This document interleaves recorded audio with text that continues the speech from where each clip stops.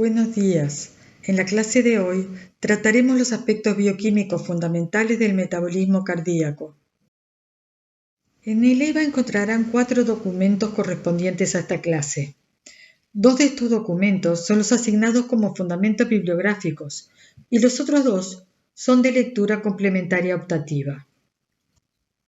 Este es uno de los 2 textos fundamentales y necesarios para cubrir los conceptos de esta clase. Consta de 2 partes. La primera consiste en los aspectos bioquímicos esenciales del miocardio normal. La segunda parte trata de la relevancia del metabolismo cardíaco en diferentes patologías y no corresponde a este curso. El segundo documento de lectura necesaria para el curso consiste en páginas extraídas de este texto de fisiología que complementan algunos conceptos del texto anterior. Entre los materiales optativos se encuentra el artículo de esta prestigiosa revista de medicina. En el mismo se presenta la insuficiencia cardíaca, una de las 2 afecciones cardíacas más frecuentes, como una alteración del metabolismo del miocardio. Además de la descripción de la alteración patológica, el artículo incluye aspectos fisiológicos y bioquímicos que les pueden resultar de utilidad. Finalmente, el cuarto documento está en español y también incluye información relativa al metabolismo del miocardio normal. El trabajo que realiza el corazón es enorme. En reposo, late 100.000 veces por día y bombea aproximadamente 7.000 litros de sangre. Y esto lo hace todos los días durante 80 años sin parar. Estas cifras aumentan considerablemente si aumenta la actividad física del individuo. Para sustentar esta cantidad de trabajo, el corazón debe disponer de un metabolismo que le permita suministrarle la energía en forma relativamente independiente de las diferentes situaciones fisiológicas. Por ejemplo, de la actividad física, de la ingesta de alimentos, de la calidad de la ingesta, etc. El metabolismo cardíaco es muy complejo. En esta clase presentaré algunos conceptos generales. En primer lugar, veremos cuáles son los principales procesos consumidores de energía del miocardio. La mayor parte del ATP es utilizada en el deslizamiento de las miofibrillas. Se consumen millones de moléculas de ATP en cada contracción. En segundo lugar, se encuentra el mantenimiento de las concentraciones iónicas necesarias para el desencadenamiento y cese de la contracción muscular. En respuesta a una despolarización de la membrana del túbulo T, se abren los canales de calcio voltaje sensibles, lo que se acopla a la apertura de los canales de reanodine. Como consecuencia, aumenta el calcio en el citosol, lo que desencadena la contracción. Para que el músculo se relaje, deben ocurrir 2 fenómenos: que el calcio se remueva del citosol y que la membrana plasmática se repolarice. Ambos procesos dependen de bombas iónicas. La recaptación del calcio depende fundamentalmente de la cerca y la repolarización del potencial de membrana de la bomba de sodio y potasio.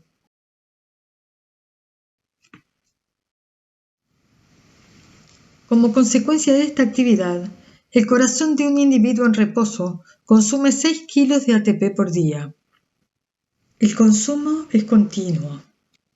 Puede aumentar bruscamente hasta 10 veces sin que disminuya la cantidad de ATP disponible en el miocardio. El miocardio es uno de los tejidos con mayor consumo de ATP del organismo. Veremos ahora cuáles son las vías metabólicas que le suministran ATP al miocardio. A modo de repaso, consideraremos este esquema muy simplificado de las vías catabólicas de los principales sustratos energéticos celulares. En el esquema se muestran las diferentes etapas de la degradación de los lípidos, glúcidos y proteínas. En la primera etapa son degradados a sus monómeros, ácidos grasos y glicerol, monosacáridos y aminoácidos. Luego de un tránsito por el citosol, en donde sufren modificaciones variables propias para cada tipo de molécula, ingresan a la mitocondria para su oxidación completa. Para ello, los carbonos provenientes de los tres tipos de nutrientes son convertidos en unidades de acetilo conjugados a la coenzima A para formar la acetilcoenzima A. La acetilcoenzima A transfiere el grupo acetilo al oxalacetato para dar citrato en el ciclo de Krebs. En esta vía metabólica, los carbonos de los nutrientes son oxidados a anhídrido carbónico y los electrones transferidos al NAD y al FAD. Estas coenzimas transportan los electrones a la cadena respiratoria, donde serán cedidos finalmente al oxígeno para dar agua. La caída de energía libre de la transferencia de electrones es utilizada por la ATP sintasa para sintetizar ATP. La mayor parte de las células obtienen la mayoría de su ATP por este mecanismo. Recordemos que en ausencia de oxígeno, toda esta etapa del metabolismo se detiene y la única fuente de ATP para la célula es la glucólisis anaeróbica. La observación de esta micrografía electrónica del miocardio permite apreciar que sus mitocondrias son muy numerosas y muy grandes, lo que sugiere una intensa actividad del metabolismo aeróbico. El miocardio es el tejido con mayor contenido de mitocondrias del organismo. Las mitocondrias ocupan el 30% del volumen celular. No todos los tejidos utilizan los sustratos energéticos en las mismas proporciones. Veremos cuáles son las peculiaridades en la elección de los sustratos energéticos por el miocardio. El miocardio obtiene más del 95% de su ATP de la oxidación de los ácidos grasos, glucosa y lactato. La enorme mayoría de ellos la obtiene de la circulación, ya que las reservas intracelulares son muy escasas. Almacena una pequeña cantidad de ácidos grasos como triacilglicéridos y una pequeña cantidad de glucosa como glucógeno. Los ácidos grasos, la glucosa y el lactato ingresan al miocardio utilizando sistemas de transporte por difusión facilitada. Por lo tanto, el ingreso a la célula dependerá de la concentración plasmática de la molécula. En condiciones fisiológicas, si aumenta la oferta de uno de los sustratos, aumenta su consumo por el miocardio. Hacia el final de la clase veremos cómo el miocardio regula su metabolismo para que esto sea posible. Tanto los ácidos grasos como la glucosa tienen más de un transportador. Aquí se representan los más abundantes. El transportador mayoritario de los ácidos grasos es el CD36. El de la glucosa es el GLUT4 y el del lactato el transportador de monocarboxilatos. Otro factor que determina la cantidad de sustratos energéticos que puede disponer el corazón es la cantidad de moléculas de transportador que se expresa en la membrana. Esto es regulado por sistemas hormonales y otras moléculas reguladoras. Veremos algunos ejemplos más adelante. En condiciones de reposo, la principal fuente de ATP proviene de la oxidación de ácidos grasos. Y en segundo lugar, se encuentra en la oxidación completa de la glucosa y del lactato. En condiciones de reposo, el lactato que oxida el corazón proviene del glóbulo rojo. Recuerden que el glóbulo rojo carece de mitocondrias, por lo tanto, la única fuente de ATP que tiene es la glucólisis anaeróbica. El lactato generado es vertido a la circulación y captado y oxidado por el miocardio. Si la concentración de glucosa en sangre aumenta, por ejemplo, por una ingesta elevada de glúcidos, aumenta su consumo por el corazón y en estas condiciones la glucosa será el sustrato energético mayoritario.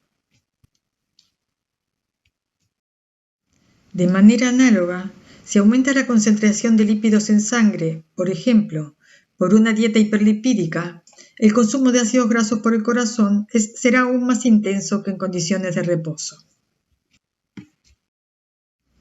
Si ahora aumenta la concentración de lactato en sangre, como por ejemplo durante el ejercicio muscular, el sustrato preferido será el lactato. El corazón modula su preferencia de sustratos energéticos en diferentes condiciones fisiológicas y patológicas. La capacidad de modificar rápidamente la elección de los sustratos energéticos está indicando la gran flexibilidad metabólica del corazón. Si bien el metabolismo del miocardio es muy flexible, existe una relación óptima entre la cantidad de glúcidos y lípidos que se metabolizan y que aseguran una adecuada contractilidad. Numerosas perturbaciones fisiológicas o patológicas desestabilizan ese balance y modifican las preferencias del miocardio por los sustratos energéticos. Ya vimos los efectos de la composición de la dieta y del ejercicio. Aquí se presentan algunas otras, tales como la presión arterial, las arritmias, la isquemia, etc. Si las perturbaciones son transitorias, gracias a la flexibilidad metabólica del miocardio, se logra mantener la funcionalidad del corazón. Pero si son permanentes, los desequilibrios generan o agravan la patología con la consecuente disminución de la contractilidad. El corazón dispone de otras fuentes alternativas de energía. Además de los glúcidos y lípidos, el corazón puede oxidar también cuerpos cetónicos, aminoácidos y piruvato. Debido a que en condiciones normales estos sustratos energéticos se encuentran a muy baja concentración en el plasma, contribuyen con un porcentaje muy pequeño del ATP. Sin embargo, en algunas situaciones especiales puede aumentar su concentración sanguínea y su utilización por el miocardio aumentar considerablemente. Veremos algunos ejemplos más adelante. Por la capacidad de utilizar cualquier sustrato energético, se dice que el corazón es un omnívoro metabólico. Otra forma de obtener ATP en forma muy rápida es mediante la fosfocreatina.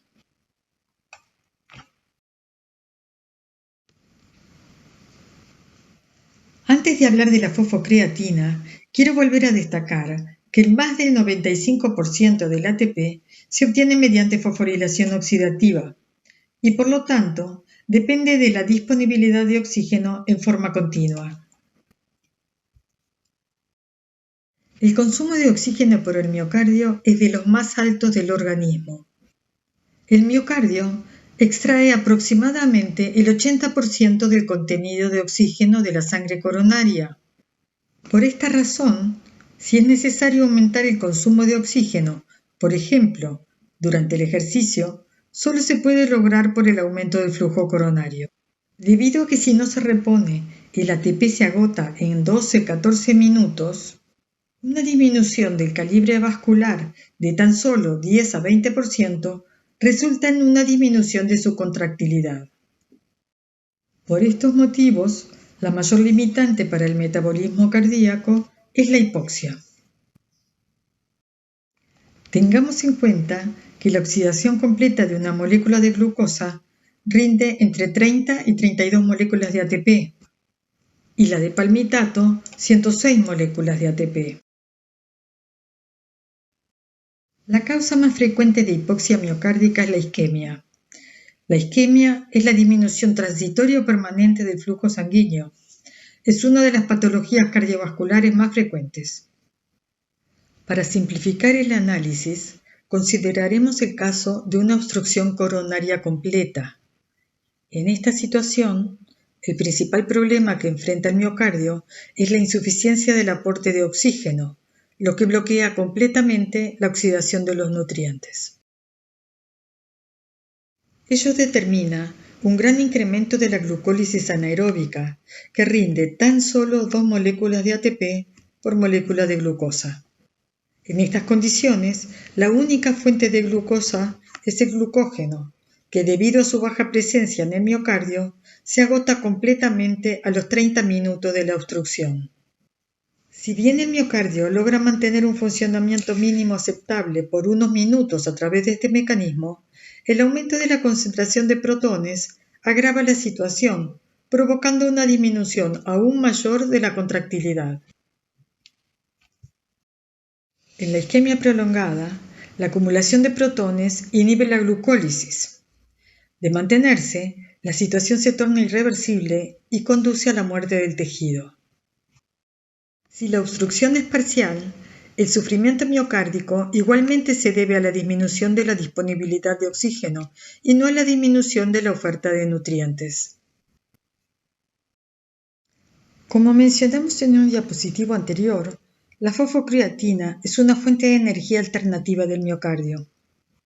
La creatina es un derivado de aminoácidos.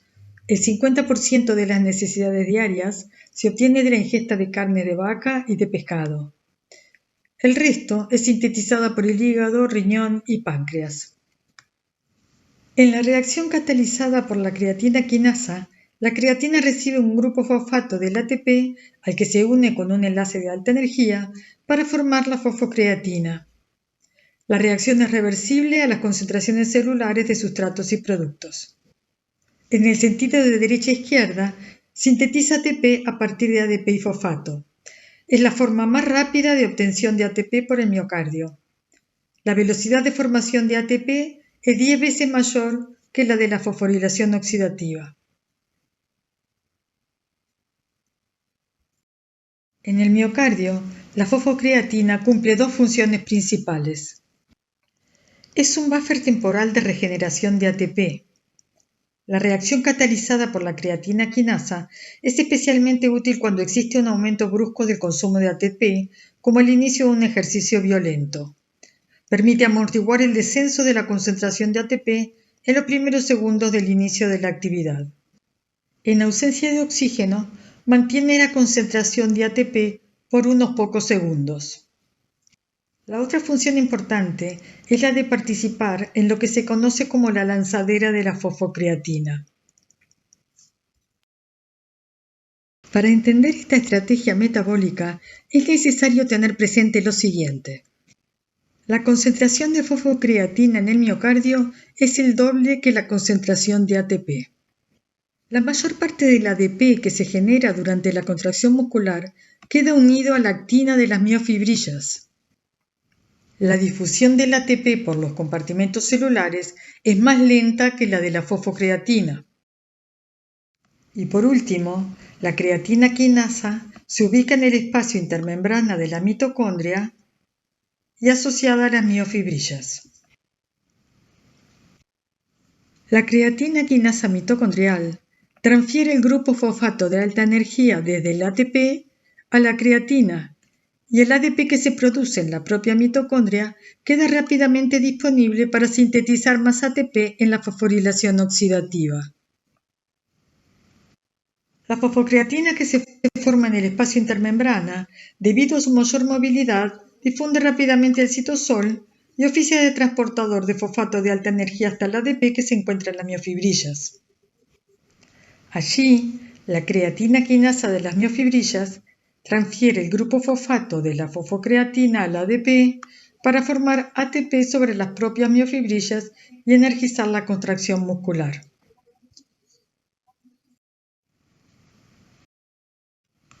Gracias al desarrollo de un conjunto de técnicas no invasivas para estudiar el metabolismo cardíaco, se pudo poner en evidencia que diversas patologías del corazón presentan una alteración del metabolismo energético. En particular, se pudo establecer que los niveles de fosfocreatina en el miocardio tienen un valor diagnóstico y pronóstico de las enfermedades metabólicas del corazón. El procedimiento utilizado para determinar los cambios en la cantidad relativa de fosfocreatina es la espectrometría por resonancia magnética nuclear del fósforo 31. Mediante esta tecnología es posible determinar en forma relativa moléculas fosforiladas de bajo peso molecular, tales como ATP, fosfocreatina, fosfolípidos y otros intermediarios metabólicos fosforilados. Este es un espectro obtenido para un individuo normal. Cada especie molecular aparece en una posición fija sobre el eje de las X y gracias a esto es posible identificarlas. El pico más alto corresponde a la fosfocreatina. Los tres picos que le siguen son las señales detectadas de los fosfatos gamma, alfa y beta del ATP. El área de cada pico está determinada por la cantidad del metabolito. Si bien con esta técnica no es sencillo calcular la cantidad absoluta de cada una de las especies moleculares, sí es posible determinar las proporciones relativas entre ellas. Los estudios realizados encontraron que una relación muy útil es el cociente fosfocreatina-ATP. En los individuos normales, este índice es mayor que 1,6. En esta figura vemos en la parte superior el resultado de la tomografía por resonancia magnética nuclear de un individuo sano y de uno con insuficiencia cardíaca. De la zona indicada se obtuvo el espectro que está abajo de cada una de las imágenes tomográficas. En el espectro se puede ver claramente cómo el principal cambio que tiene el paciente con insuficiencia cardíaca es la disminución del pico de fosfocreatina. En este caso, el índice es menor a 1,6. Y más importante aún desde el punto de vista médico, es que se ha encontrado una correlación entre la gravedad funcional de la insuficiencia cardíaca y la disminución del índice fosfocreatina-ATP. En esta gráfica se representa la mortalidad por causas cardiovasculares a lo largo del tiempo de los pacientes con insuficiencia cardíaca. Y se compara los que tienen insuficiencia cardíaca con índices mayores a 1,6 con los que tienen índices menores a 1,6. Se puede observar el gran aumento de mortalidad que tienen los pacientes cuyos índices fosfocreatina-ATP son menores a 1,6.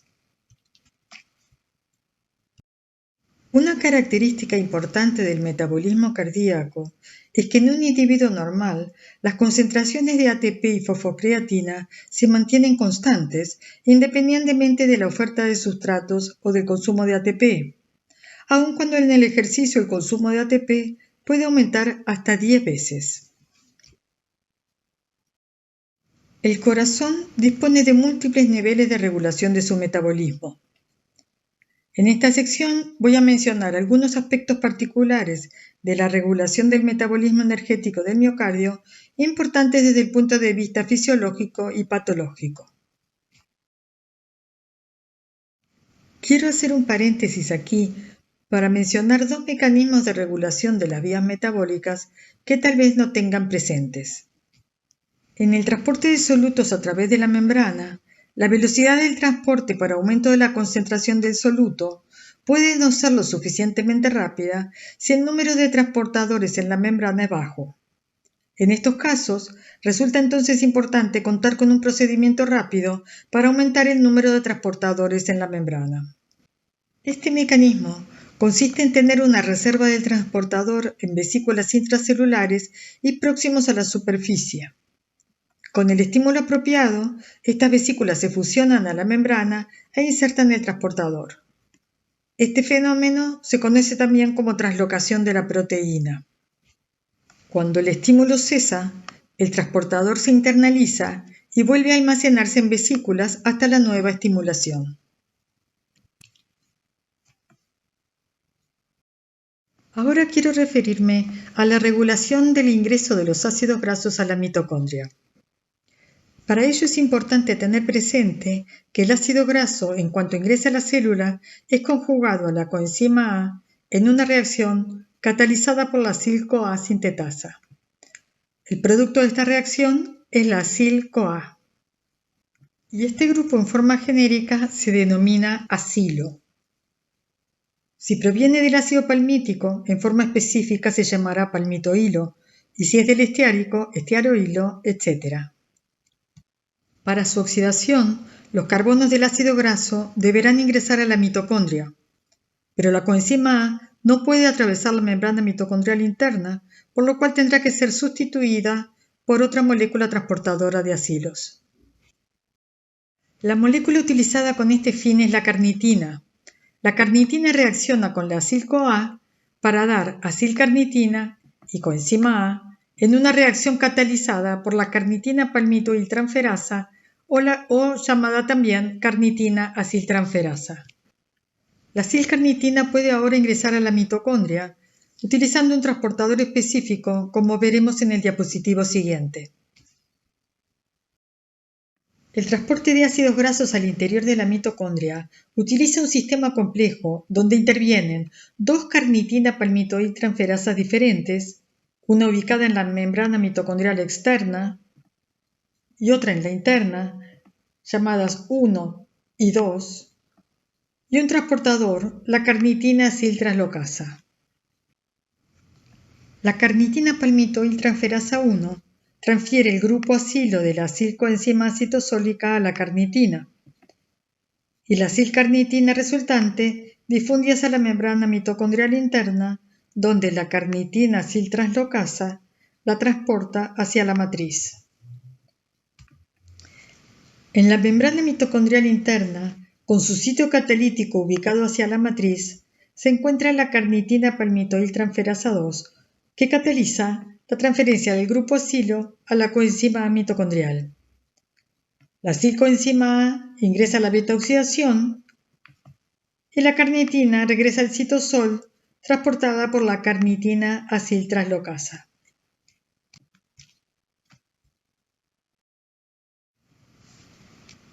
La carnitina palmitoiltransferasa 1 es la enzima paso limitante de este mecanismo y una de las enzimas más importantes en la regulación de la degradación de los ácidos grasos de cadena larga. Es fuertemente inhibida por malonilcoenzima A, el producto del primer paso de la síntesis de ácidos grasos.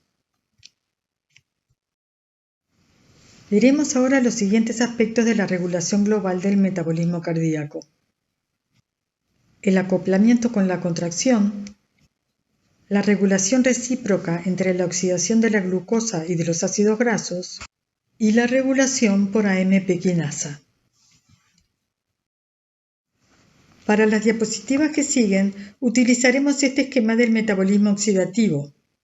En el esquema se representan en forma muy simplificada las vías de oxidación de la glucosa y de los ácidos grasos, y se destacan algunas enzimas y transportadores.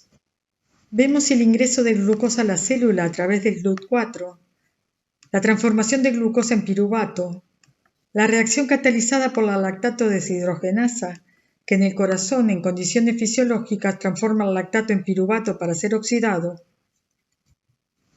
el pasaje del piruvato a la mitocondria y su transformación en acetilcoenzima A por la piruvato deshidrogenasa y el ingreso de la acetilcoenzima A al ciclo de Krebs. Aquí se encuentra el ingreso de los ácidos grasos a través del transportador CD36, su activación a acil-CoA por la acil-CoA sintetasa que ya vimos, y el pasaje a la mitocondria por la lanzadera de la carnitina con sus dos enzimas, la CPT1 y la CPT2, la beta-oxidación y la formación de acetilcoenzima A que ingresa al ciclo de Krebs. Las coenzimas reducidas generadas en el ciclo de Krebs transfieren sus electrones en la cadena respiratoria y la caída de energía libre de esa transferencia de electrones es utilizada para la síntesis de ATP por la ATP sintasa. Veamos entonces cómo se acopla la producción de ATP con la contracción. Como ya mencionamos, el ATP se sintetiza a demanda. Para esto es necesario un mecanismo que permite aumentar la velocidad de síntesis de ATP cuando aumenta la frecuencia o la intensidad de las contracciones. Uno de los principales reguladores de la sincronización entre la contracción y el metabolismo es el aumento del calcio citosólico. Recordemos que es el aumento del calcio en el citosol el que desencadena el deslizamiento de las miofibrillas y como consecuencia ocurre un gran aumento del consumo de ATP. El calcio simultáneamente activa el metabolismo degradativo, determinando un aumento de la síntesis de ATP. El aumento de la concentración de calcio en el citosol activa la degradación del glucógeno y determina un aumento de su ingreso a la mitocondria. El aumento de la concentración de calcio en la mitocondria activa a la piruvato deshidrogenasa, a varias enzimas del ciclo de Krebs, a la cadena de transporte de electrones y a la ATP sintasa, aumentando la síntesis de ATP. La otra molécula que participa en la sincronización entre la contracción y el metabolismo es la adrenalina, una de las hormonas liberadas en respuesta al estrés, que es un potente estimulador de la contractilidad del miocardio. Por un lado, la adrenalina aumenta la movilización de lípidos del adipocito a la circulación. Esto provoca un aumento del ingreso de los ácidos grasos al miocardio y se estimula su oxidación. Cuando la adrenalina se une a los receptores alfa-adrenérgicos, activa a la adenilciclasa, que cataliza la síntesis del AMP cíclico. El AMP cíclico estimula la gluconeogénesis, activa a la fosfofructoquinasa y a la piruvato deshidrogenasa. Por su unión a los receptores alfa-adrenérgicos, estimula a la fosfolipasa C, que cataliza la formación de IP3. El IP3 estimula la liberación de calcio por el retículo sarcoplásmico. El calcio en el citosol provoca los efectos que ya vimos en el diapositivo anterior. En un diapositivo anterior hablamos de cómo el desbalance entre la utilización de glúcidos y lípidos está en la base de la patogenia de diversas enfermedades del corazón. Asimismo, enfermedades de gran prevalencia como la diabetes o el síndrome metabólico cursan con glicemias y lipidemias elevadas que alteran el funcionamiento del miocardio.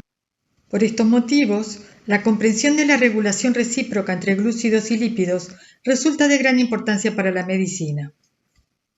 Las bases de esta regulación fueron descritas por Philip Randall en 1963, cuando, en base a resultados experimentales, propone un ciclo en la utilización de ácidos grasos y glucosa entre diversos tejidos. Si bien el ciclo se configura entre más de un tejido, sus efectos sobre el corazón se pueden resumir como sigue. Un aumento en la captación y oxidación de la glucosa inhibe la captación y oxidación de los ácidos grasos. Y viceversa, un aumento de la captación y oxidación de ácidos grasos inhibe la captación y oxidación de la glucosa. Los mecanismos moleculares que subyacen a esta regulación son complejos y aún no están completamente comprendidos. Veremos algunos aspectos de esta regulación en los diapositivos que siguen. Si hay un exceso de glucosa en la circulación, se estimula la secreción de insulina por el páncreas. La insulina, actuando sobre el adipocito y el hepatocito, determina una disminución de los lípidos circulantes. Como consecuencia, disminuye el ingreso de ácidos grasos al miocardio y esto disminuye su oxidación. En el miocardio, la unión de la insulina con su receptor provoca la estimulación de un conjunto de enzimas y mediadores que determinan un aumento de la inserción de GLUT4 en la membrana plasmática a partir de vesículas intracelulares y, por lo tanto, un aumento del ingreso de glucosa. Asimismo, las señales desencadenadas por la unión de la insulina con el receptor ocasionan la activación de la fosfofructoquinasa. La consecuencia de estos efectos es la activación de la glucólisis y de la transformación del piruvato en acetilcoenzima A. Un exceso de acetilcoenzima A proveniente de la degradación de la glucosa provoca, por un lado, inhibición de la beta-oxidación,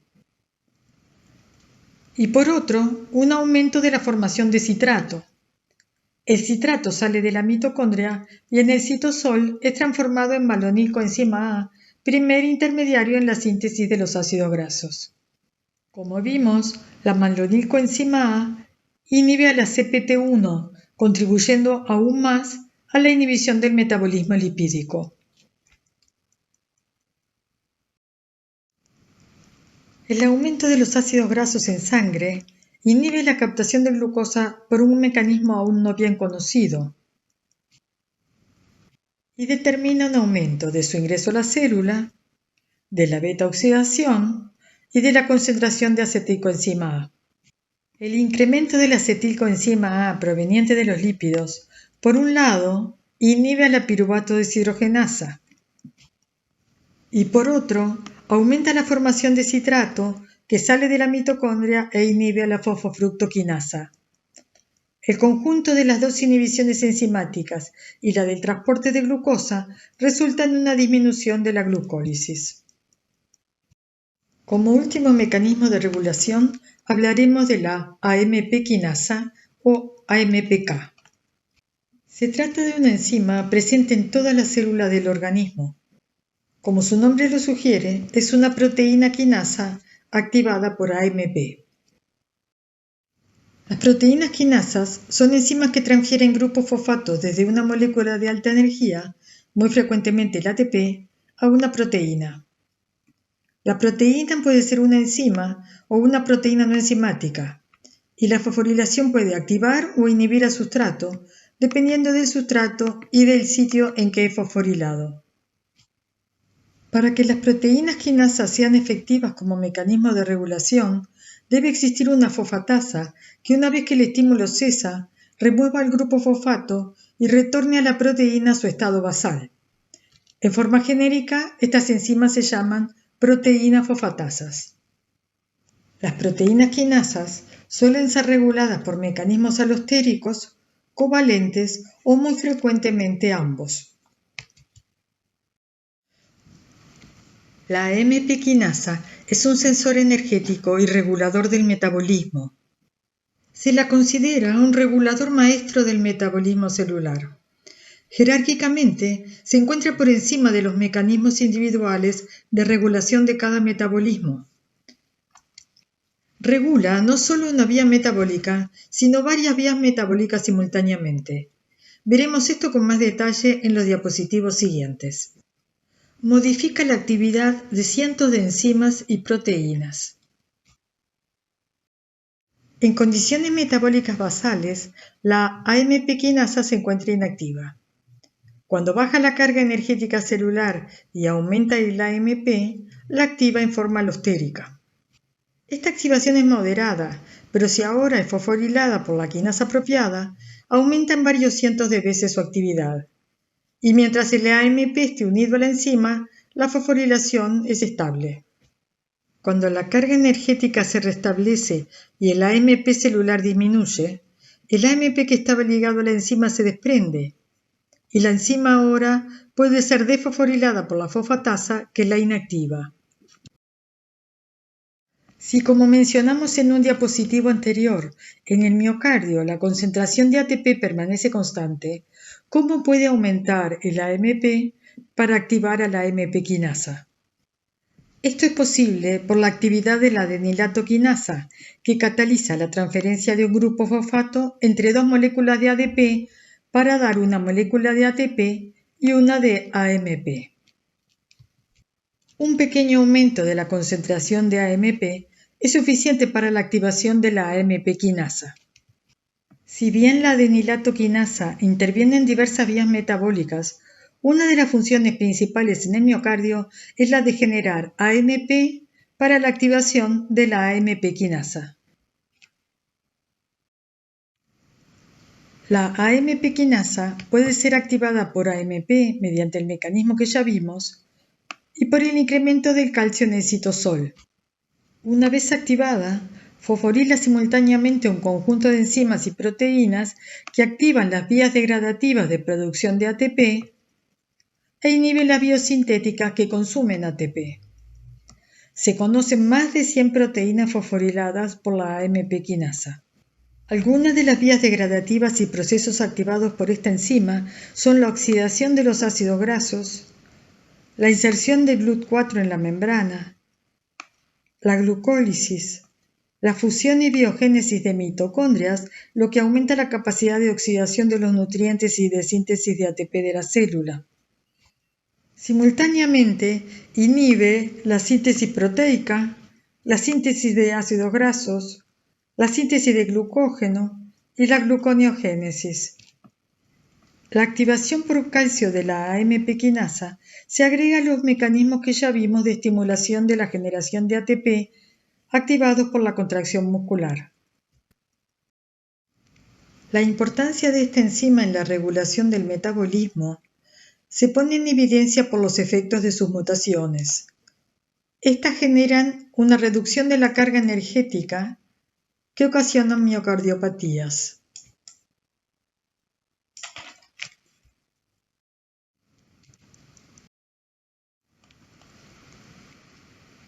Para finalizar, en este esquema se resumen las modificaciones de la actividad de las vías de obtención de energía por el miocardio, determinadas por diferentes situaciones fisiológicas y patológicas. En el ayuno y la diabetes, el corazón incrementa la oxidación de ácidos grasos a partir de los lípidos circulantes. Durante el ejercicio, aumenta el ingreso y oxidación de lactato. En el corazón fetal y en una hipertrofia cardíaca, el principal sustrato energético es la glucosa. Si el corazón sufre una sobrecarga brusca, aumenta la degradación de glucógeno. También aumenta el consumo de glucógeno durante la isquemia, pero en este caso con producción de lactato. Durante el ayuno y la cetosis aumentan los cuerpos cetónicos circulantes y aumenta su consumo por el corazón. Y durante la inanición, el corazón recurre a la degradación de aminoácidos como fuente energética. Con este esquema resumido del metabolismo terminamos la clase. Espero que les haya resultado interesante y que les sea de utilidad para su futura vida profesional.